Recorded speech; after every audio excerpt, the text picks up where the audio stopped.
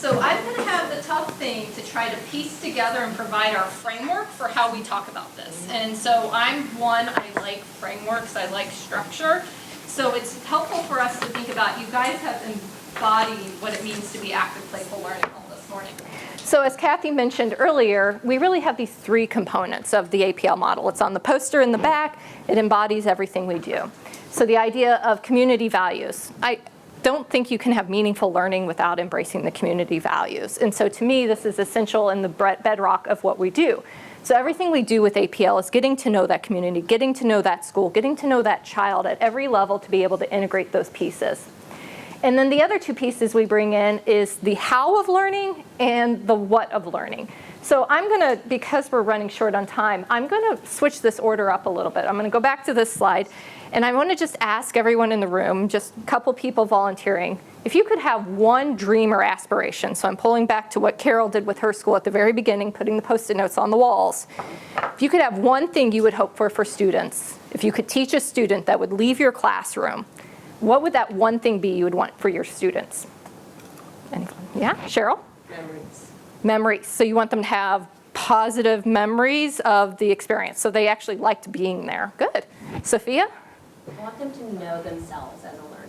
Oh, they want to know who they are as a learner. That's a good one. I want them to love learning. Love of learning.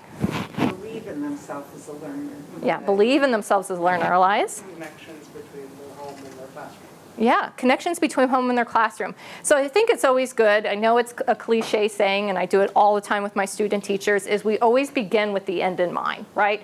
What do we want for our students? And we want them to, yes, learn how to count. We want them to learn really strong math skills and number sense. We want them to be able to construct words and to, read. But we also want these bigger aspirational goals. And so we have to think about marrying those pieces. And so I'm actually going to skip ahead to the what of how we learn. And so the 6 C's becomes our framework for that.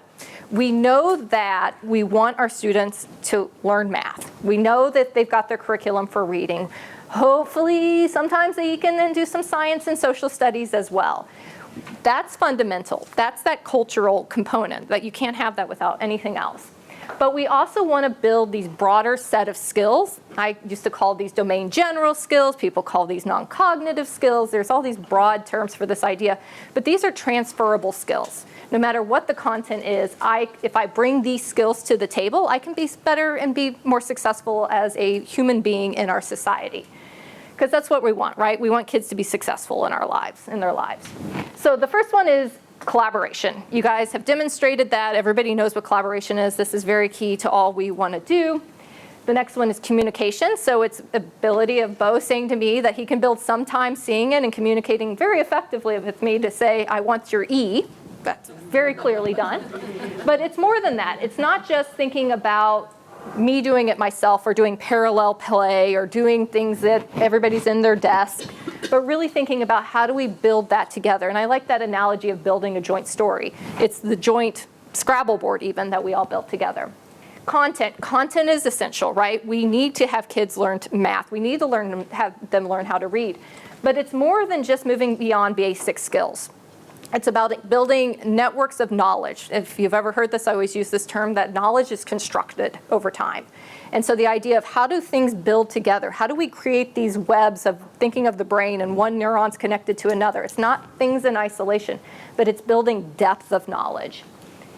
We want to think about critical thinking. It's about, being able to take a scenario and think critically about weighing the evidence in front of me and making a good judgment. It's about finding that signal amongst all the noise around us to be able to make really thoughtful choices. They might not lead to the conclusion you want, but at least you're being purposeful in your actions. Creative innovation. You have to think beyond just what is presented to us. We have to be able to be willing to try things out and create new things inspirationally. And so having that vision. And then, as you guys rightfully pointed out with your, what do you want for students? We want them to dare to fail. We want them to become a learner and to understand that it's an amazing thing human brain is, that we can grow and we can expand and we can learn, and it's an amazing feat. We wouldn't exist if we couldn't learn from our world. And so giving them the confidence to say, I can try that. In classrooms, are the world, and play in general is the world in which they can dare to fail, right? If I get the answer wrong in a classroom, I get to try again. It's not like I'm a surgeon in the operating room and I'm gonna, kill somebody, right? So we need to encourage them to take those risks. So that's the what. But I'm gonna skip over all this. But I wanna get to the how, because this is really what we are trying to do with APL, is really to say, how do we help teachers integrate the 6 C's and integrate these principles that you have been hearing about? Because the principles are really these kind of 6 things you're going to hear us keep saying: active, it's engaging, it's meaningful, it's social, it's iterative, and it's joyful. You're going to hear us say that over and over again. But I think to do that, it's also helpful to think about teachers and pop culture. I was actually very surprised by going through and Googling top teachers in media or top teachers on TV. And you get some really interesting responses, because I don't think popular culture demonstrates what teachers do very well. And I think it's because it's a hard profession to do it. It's like when you watch the girl with the dragon tattoo. How exciting is it to watch her doing her research, reading books in the library? It's not very exciting. So teaching's tends to be not very exciting.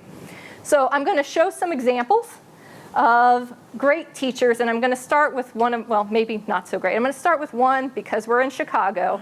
I'm going to start with one really great teacher in media. In 1930, the Republican-controlled House of Representatives, in an effort to alleviate the effects of the, anyone? The Great Depression, passed the, anyone?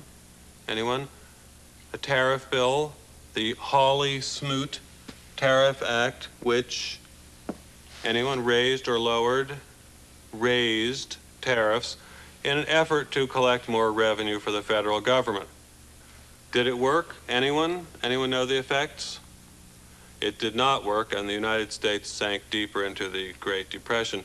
Today, we have a similar debate over this. Anyone know what this is, class? Anyone? Anyone? Anyone seen this before? The Laffer curve. Anyone know what this says? It says that at this point on the revenue curve, you will get exactly the same amount of revenue as at this point. This is very controversial. Does anyone know what Vice President Bush called this in 1980? Anyone?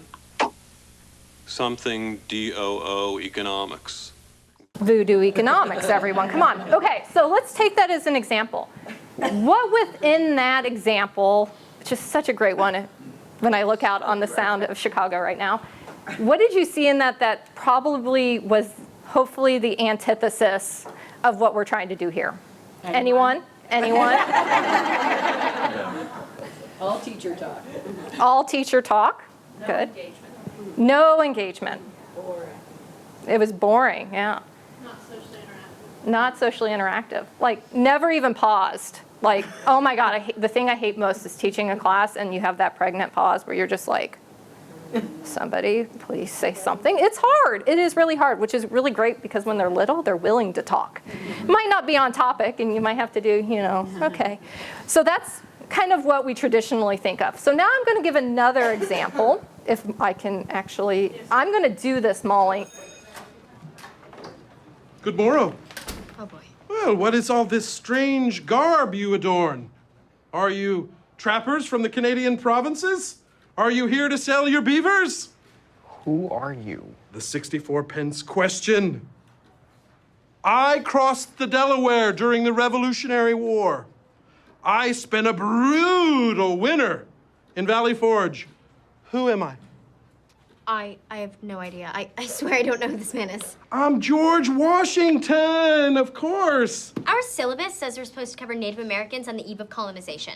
Yes, Native Americans, Indians, a majestic, peaceful people who lived off the land and cried when they saw litter. The textbook says many tribes were often at war with allegiances shifting all of the time. Shifting all the time.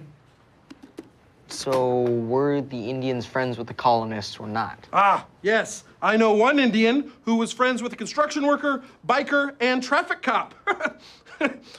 Nothing? Seriously, nothing? Okay, your parents are gonna love that joke. Okay, so there's another end of it, right? So what did we see in that clip? Anyone? Joy. Play. There was some joy, there was some play. Was there But there wasn't student engagement. no student engagement? Okay, what else did we not see? No content. No content. Thank you so much, Sophia, right? So what we want to really highlight here is that, yes, we want play and we want engagement and we want things to be, joyful, but in absence of actually knowing what the heck you're going to teach, like, it's not going to help kids. So that's one of the essential components with what we're doing here is that, again, always begin with the end in mind and think about what is our learning goal? What do we want kids to get out of this experience? And it's like, yes, I can understand that you're George Washington, but if the lesson's on early colonization and Native Americans, you're way off topic. Okay, so now I'm going to call up, with Molly's wonderful help, another video, which is probably one of my favorite teachers of all time in popular culture. Gentlemen, open your text, page 21 of the introduction. Mr. Perry, will you read the opening paragraph of the preface entitled Understanding Poetry? Understanding Poetry by Dr. J. Evans Pritchard, Ph.D. To fully understand poetry, we must first be fluent with its meter, rhyme, and figures of speech. Then ask two questions. One, how artfully has the objective of the poem been rendered? And two, how important is that objective? Question 1 rates the poem's perfection. Question 2 rates its importance. And once these questions have been answered, determining the poem's greatness becomes a relatively simple matter. If the poem's score for Okay, I'm skipping ahead. I want it gone. History. Leave nothing of it. Rip it out! Rip! Be gone, J. Evans Pritchard, Ph.D. Rip, shred, tear, rip it out. I want to hear nothing but ripping of Mr. Pritchard. We'll perforate it, put it on a roll. Is that the Bible? You're not going to go to hell for this. Make a clean tear. I want nothing left of it.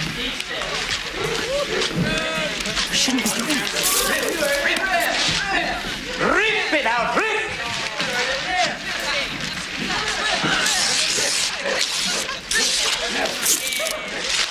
Rip it out!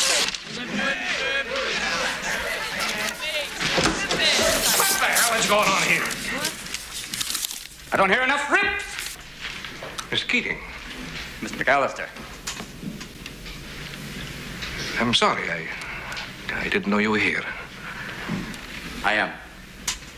Ah, so you are. Excuse me. Keep ripping, gentlemen. This is a battle, a war, and the casualties could be your hearts and souls. Thank you, Mr. Dalton. Armies of academics going forward, measuring poetry. No, we will not have that here. No more, Mr. J. Evans Pritchard. Now, my class, you will learn to think for yourselves again. You will learn to savor words and language. No matter what anybody tells you, words and ideas can change the world. Now, see that look in Mr. Pitt's eye? Like 19th century literature has nothing to do with going to business school or medical school, right? Maybe. Mr. Hopkins, you may agree with them, thinking, yes, we should simply study our Mr. Pritchard and learn our rhyme and meter and go quietly about the business of achieving other ambitions. I have a little secret for you. Huddle up. Huddle up!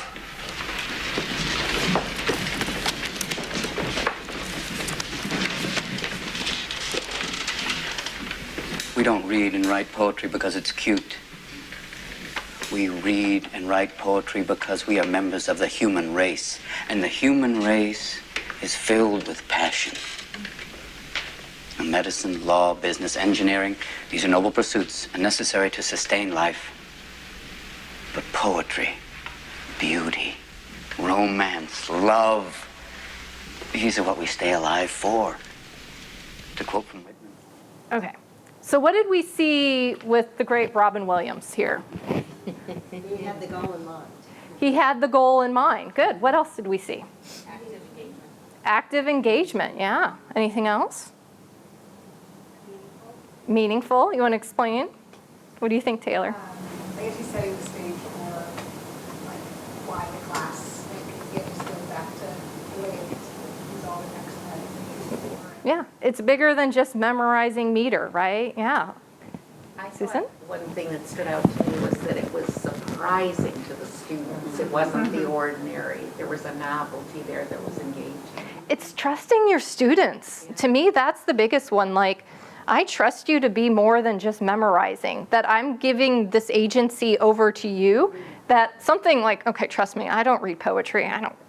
I don't. It's not me. Kathy can write the song. I'm going to be doing my statistics in my M+, which I geek out about, right? But I can understand what it means to give somebody agency over their learning. Okay. And I've got one, I promise, this one's embedded. I actually embedded this one, so I think it's going to work.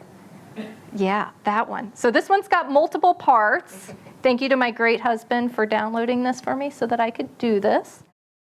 Raheem, it is an honor to embark with you on the inaugural voyage of This Abbott Life.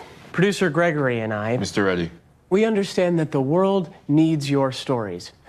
And this podcast is going to be a window into the very soul of Abbott. Soft, inviting intros, rhetorical questions, dripping with pregnant pauses, the Ira Glass model. What type of pauses? What's an Ira Glass? Ira Glass, the godfather of podcasting, the podfather? Oh, you mean Joe Budden? Well, I think he pronounces it Biden, but we will work on diction when the mics are hot. You've never heard of Joe Budden? Here.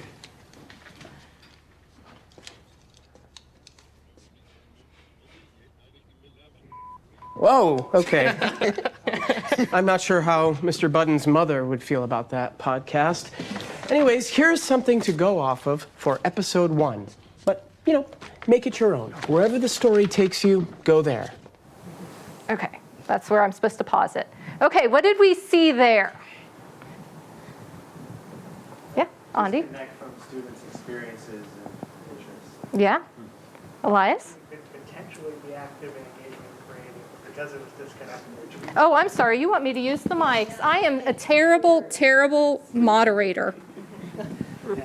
So it had the potential to be active and engaging and creative, but because there was just teacher-centered distribution of a script, none of those principles actually came into play. Yeah. So a great initial idea, right? We could do this podcast. My third grade teaching husband does this all the time with his students. They do video podcasts and recordings all the time. But here's your script. Make it what you want. Okay, so let's see what happens. Good on the theme. Yep, cafeteria blues. We got plenty on that. Well, I knew you would. Okay, producer Mr. Reddy, roll that royalty-free music and I will jump into my intro. Lunchtime can be so polarizing. For some, it's a well-earned midday break. For others, a bit more complicated. In West Philadelphia, I'm Jacob Hill. Today on This Abbott Life, 2 of our producers tell us about those cafeteria complications firsthand. Gentlemen? What's up, Mr. C? Man, Abbott Cafeteria is a whole movie. Right. All the school baddies in one place. We're talking about the cafeteria and you're talking about girls? Lunchtime's about starting rumors. Otherwise, the bus ride home is going to be boring. Like the rumor that you pee in pools? Yo, that's a whole lie. Show some respect. I'm trying to respect these Johns, but you're over there blocking me. Okay, all right. Yeah, good energy, but maybe rein it in a tad. Remember, this is about journalistic storytelling, okay? There's no need to argue. This is what podcasts are about. We're just being ourselves. Yeah, I checked out some of those podcasts you're telling us about. It's like listening to school. Don't waste your time. Those nerds speak like a bow tie came to life. Well, we all know that Michael Barbaro milks it a bit, but you have to master the fundamentals of podcasting before you can break them, right, producer Mr. Eddy? Oh, I wasn't listening. Oh, please don't feel the need to repeat yourself. Can I at least tell a story about that one time when I was spitting game to Emily? No, sorry. That Jacob, would be... let that boy speak. Emily is top tier popular, and I need that tea. Come on, let's get it. Okay. So now we're seeing how it's going. What do you think? Teacher is stifling the students' engagement. Yeah. So what do you think they're going to do? They're going to, oh, microphone. I'm just going to keep repeating. They're going to rebel. I'm terrible at this. I can't multitask. Okay, I'm going to just keep Here going. they are, the hosts of Abbott Elementary's #1 podcast. What'd you think of that first step I dropped? Droll, right? This episode blows. Sorry. Oh, what do you mean? You ruined our episode. But cafeteria staff say negotiations with the district come down to one thing. Respect. Respect. Respect. Chapter 3. The popular kids table can be a daunting... This isn't what we recorded. This is your script. Producer Gregory and I thought... Mr. Eddie had nothing to do with this. Okay, I thought that a more school-appropriate version would be more appropriate for school. And look, there's a learning curve here. You know, we are all... You censored us. Okay, do not say that. This isn't what we signed up for. Yeah, man. We quit. I was really excited for this, too. Welcome to your little podcast club. Oh, kids decided they didn't want to do it anymore. Yeah, I don't blame them. I almost fell asleep listening to the first episode. And I was driving. Your podcast could have killed me. Just wanted to give the kids something new and exciting to do, you know? New and exciting for them or for you? Because it sounds like you was trying to force them to do something that you want to do. You're a bad teacher. Oh my God. I've had this exact nightmare before. Okay, I'll stop us there. There's also another little clip, but anyway, I'm going to share it. So I think that kind of, over the course arc of that episode, does a really nice job showing us that we want it to be meaningful. To me, that was like, as Andi and Elias said, like, that was the absence of it. This really great, potentially active and hands-on and engaging and insightful, iterative thing they could be doing over multiple times lost its joy because it lost its meaning. So I hope that those, I've got more clips from like the shows that my nephew and niece watch, but I will go into the boring stuff and try to give you a little bit of the parameters of what we're trying to do. So what we're trying to do, and this aligns with that science of learning, right? Children learn best when they're active and engaged in meaningfully, socially interactive, iterative, and joyful experiences. So that's what we keep harnessing into it. So what we're trying to do is harness the intrinsic motivation that autonomy gives students. So we want to hand over agency to them. So that's going to be another one of those keywords you keep hearing us hark on over the next couple days. And where we see this happen best is in the sweet spot we call guided play. So this is some from the work of Kathy and her colleagues, but it has this kind of continuum of where playful learning is. On one end of the continuum, I'm assuming this has like maybe even a pointer, I just used my hand, on direct instruction. That's what I'm doing to you guys right now, right? I have an explicit learning goal. I want you guys to know what APL is, and I am initiating it. You guys thankfully came, but you really at this point in this conversation have no active involvement, and you have no agency or choice. Maybe to get up and walk out of the room, but that's about the extent of it. We then see the case of Cameron in Modern Family, where he was trying to make it playful. He didn't really quite know his explicit goal, but he did have some goal. I'm going to teach you American history. It was initiated by him, but we actually, I wouldn't even call that playful instruction because the kids really weren't, except for questioning his knowledge, were not really actively involved, and there was minimal to no choice on the part of teachers. On the other end of the spectrum, we tend to have this unstructured free play. And there is great, wonderful things that come from unstructured free play.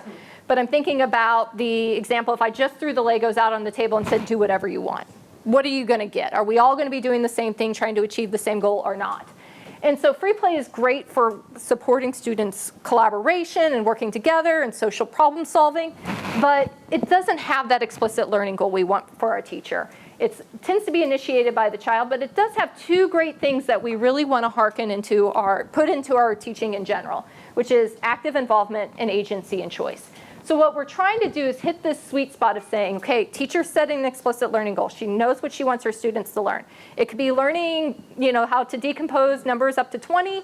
It could also be a 6C of learning to communicate. Whatever that goal is, we want to honor that. It tends to be initiated by the teacher because it's got to have that explicit learning goal.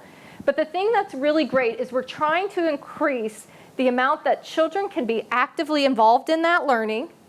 And then most importantly to us, and what Kathy was giving us at the top of the hour, everybody's really seeing, is that children have choice and voice. So you're going to keep hearing that over and over again over the next couple days. Okay. One thing that I came through this co-creation with all of you is that as we have this idea of that it needs to be active, it needs to be meaningful, what you guys and what has been done so far in this project over the last 6 months is really to say, what does this mean in terms of specific behaviors we're trying to support in teachers? What is it when we say something's going to be active? What does a teacher do to make learning active? If it needs to be meaningful, what can a teacher do to make learning meaningful? So as we're coaching and we're working and we're with teachers in school districts, these are the behaviors that we want. So if you actually flip open your books, you'll see there's a one-page handout that's got all the text that I'm going to put up on the screen now. And so this is kind of like our one-page cheat sheet for us. And this is written in the world of, thank you, Molly, in the world of what we would want our teachers to do. And so when we talk about active, and you guys can cheat and look at your sheets, I shouldn't have done that yet. What are some things that a teacher might do to make learning more active for her students? And when we say active, we also mean agency, giving her students that agency, or him that agency. What might we do? Provide choice. Provide choice. Elias? Offer materials for the students to use. Offer materials, so giving them something to actually put in their hands, like Legos. Andy? Give them a goal. Give them a goal. So they have something to work towards. Great. So what we're going to try to do with our teachers is we want to offer students choice. So they get to not just have choice in, we have to put some parameters on it. It's not, here's the Legos, do whatever you want. But I want you to build a community with these Legos, right? So, but I could have built the wonderful example of a windmill and a botanical garden, or you could do me and build, I don't know what the heck I built. But anyway, you're wanting them to have different ways to explore their ideas and show their knowledge. So a podcast is a great way for kids to communicate and show their knowledge. Also, writing a poem could be a great way to understand your knowledge. So giving them choice in how they demonstrate their understanding. One that's always really good to me, I always like this idea, there's more than one way. That's a term that I keep using over and over again with my students, is we want tasks that have more than one solution, or we allow them more than one method or approach to solve that problem.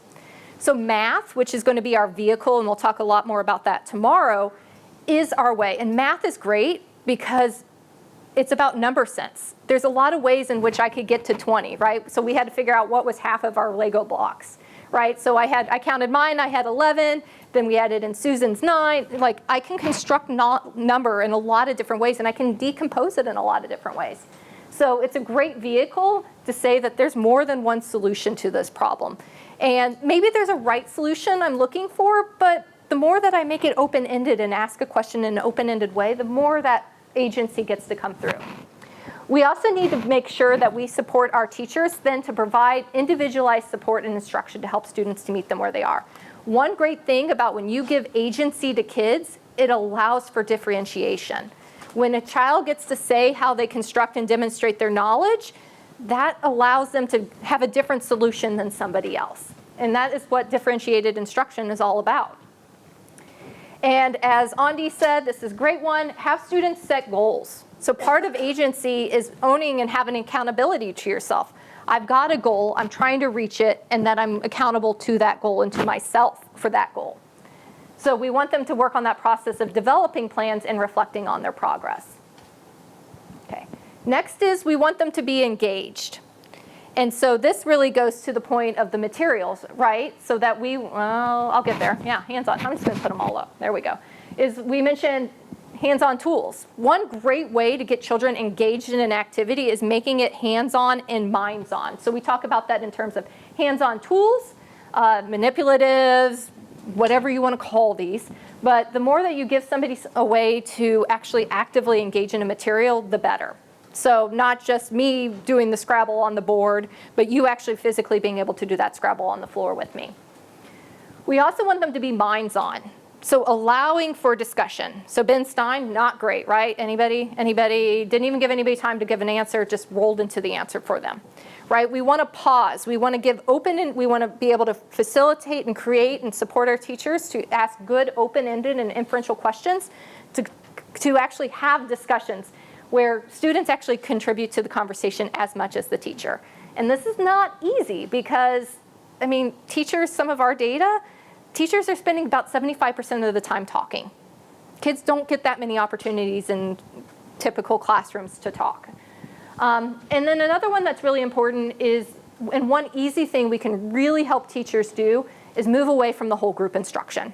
So we're going to have to work, and our coaches are going to be exemplar to giving us examples tomorrow and later today about how can we move them to think about taking something that might be whole group and moving it to small group or paired grouping so kids can actually have an opportunity to do something and collaborate.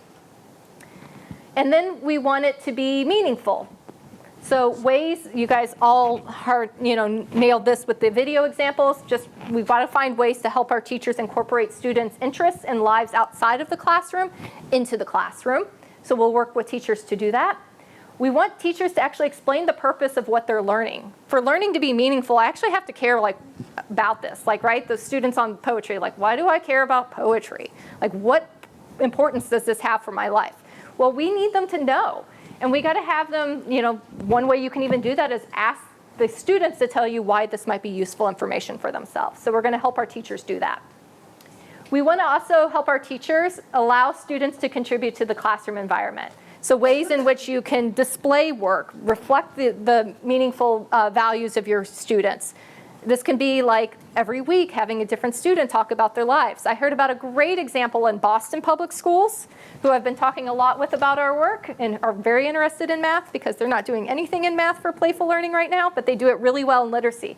They have teachers take turns having kids tell a story. It could be any story. They take 5 minutes, they jot down the story, the kid helps them proof it, and then over the course of the week, kids will act out that story.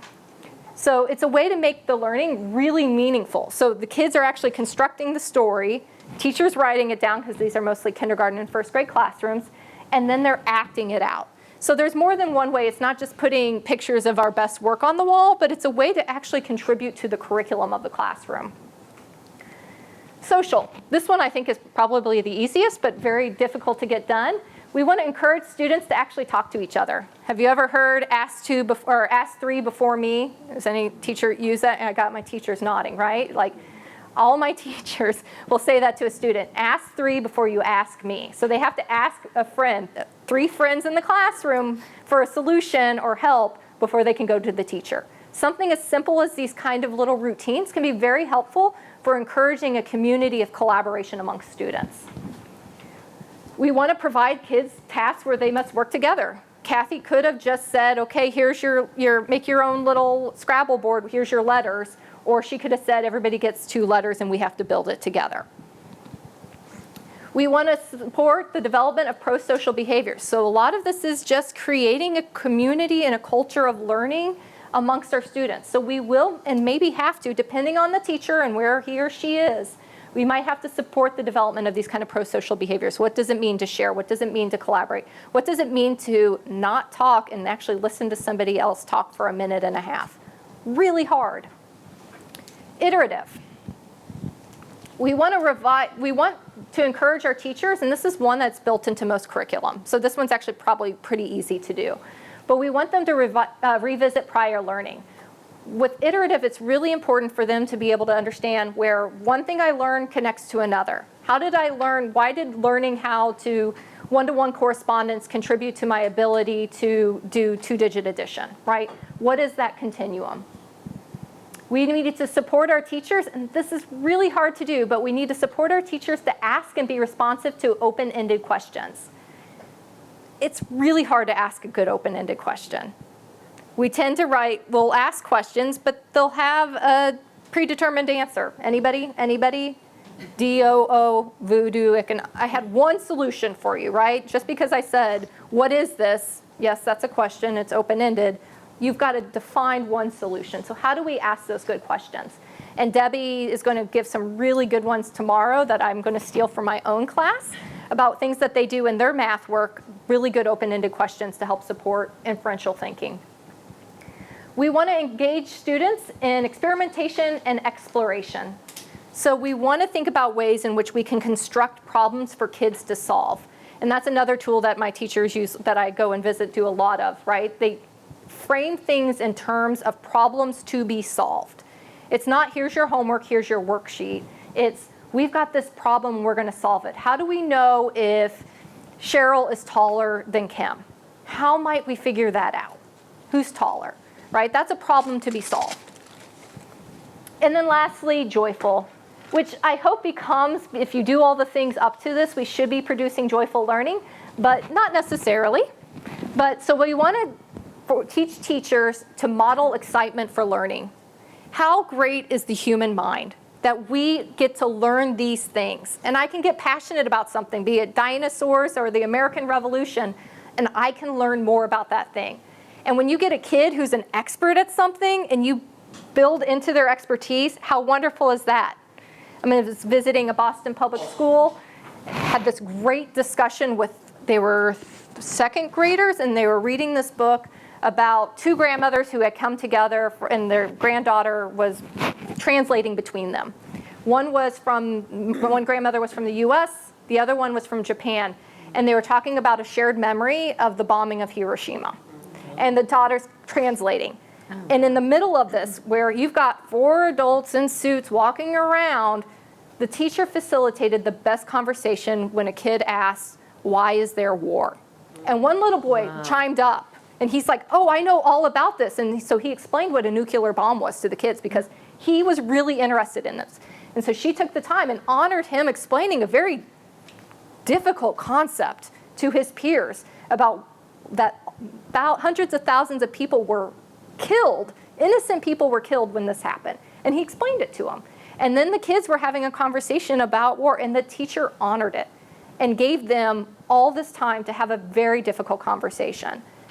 But that's modeling, while it's a sad scenario, that's a modeling empathy and understanding of the world around you and giving kids agency to know that we can share and we can learn. And we might not always have the answer either. And that was the teacher's final answer to the student. Like, I don't know. It happens. People have disagreements and it comes to this, but I don't know why it has to be that way. We were all like crying in the classroom. It was pretty impactful. So we want them to be, we need to model that. And we model that by telling kids, we care about what you know. Contribute to us. You have knowledge. I want to know that. We want to provide children opportunity to express themselves and share their own knowledge. We want to support a love for learning. This is one you guys all hit on the head when you were saying, like, what would be the one thing you would want for a student? It's a love of learning. You don't want them to be burnt out by 3rd grade and say, I don't want to come to this place. I don't care why I'm here. So we do this through all kinds of different teaching strategies, and you're going to help teachers do this by integrating small and paired student groupings. We're going to support student agency and differential instruction, and I promise we'll talk more about how we do that tomorrow. Right now, it's just to be able to label what is active playful learning. When I say active playful learning is happening, can I see it? We're going to see, you'll be helping in teachers to reinforce pro-social and collaborative behaviors among students, and then we're going to ask good inferential questions. How do we facilitate multi-turn conversations? And as noted here, this is not a curriculum. You can teach any curriculum with this. We can infuse it in any way. It's just basically thinking about how are ways in which we can APLify is going to be the term you're going to hear us say today, a lesson to be able to reinforce these very important constructs, because these are the constructs that we know are associated with children remembering and learning and growing more. So I'm just going to give you some, my numbers are all wonky. Well, I'll explain the data because this is my data. Right? Okay, so this is supposed to be grouping practices by age group. Oh my God, maybe I can't remember what this graph is. Okay, so we've got pre-K students, kindergarten, 1st and 2nd, and these different grouping practices. So here is how much whole group instruction is happening in the typical classroom. So this was 60 classrooms, or 60 schools with every classroom, every grade level represented in Tennessee with some of the work we did. And so as you see, that whole grouping is still happening in pre-K classrooms 22% of the time. Anybody who's ever sat down with a 4-year-old? That's bonkers. But we still see that this gradual increase, that is happening over time. Oh God, I wish I remember my data. Okay, this one I definitely remember is center time. We see that in pre-K classrooms, there's a lot of use of centers. These are floating centers. These could be small group centers. But the idea is that tabletop centers, we've got materials laid out. Kids have choice where they get to go, and they get to move around and interact with content. Huge drop off from pre-K to kindergarten to it's not even happening in kindergarten. Where we're seeing, this is small groups. See, I can figure this out retrospectively. This is small groups. very little small group instruction is ever happening. So the difference between centers and small groups is that there tends to be more of a defined goal. Like centers, I can move around freely and I can choose what I do. But even small groups, very little small group instruction happening. What we're seeing, and we see a huge dramatic increase over kindergarten, first and second grade, is individual seat work. Here's your worksheet, sit down and do it. And so if we say that whole group instruction is not necessarily the best way because kids aren't getting, it's really hard to get actively engaged in whole group instruction. Seat work where you're sitting by yourself and doing something at your desk is also very common. The things that we want are the things that are only happening about 3% of the day. So what we want to try to do is find ways to increase the collaboration and groupings of kids by creating good activities. And I promise when we send out the slide deck, I will fix that. All right. So just as a summary, we hope to do this in order to support those 6 C's. We also hope to do this because we want high engagement regardless of students' current academic proficiency. If we give you agency, if we meet you where you are, we hope that we're going to support in our kids' engagement no matter where they come into that classroom at, because we are meeting them where they are. We want to be highly flexible and adaptable for different students' needs. So this is going on to that point. If we do APL, if we individualize, if we give children agency, we can do that. We want high relevance. This keeps going on and on. It's the meaningful piece. We want high relevance for both the school and the classroom context. And we want high positive feelings leading students, once delusioned by school, to love learning again. So we hope to help you do that with your teachers.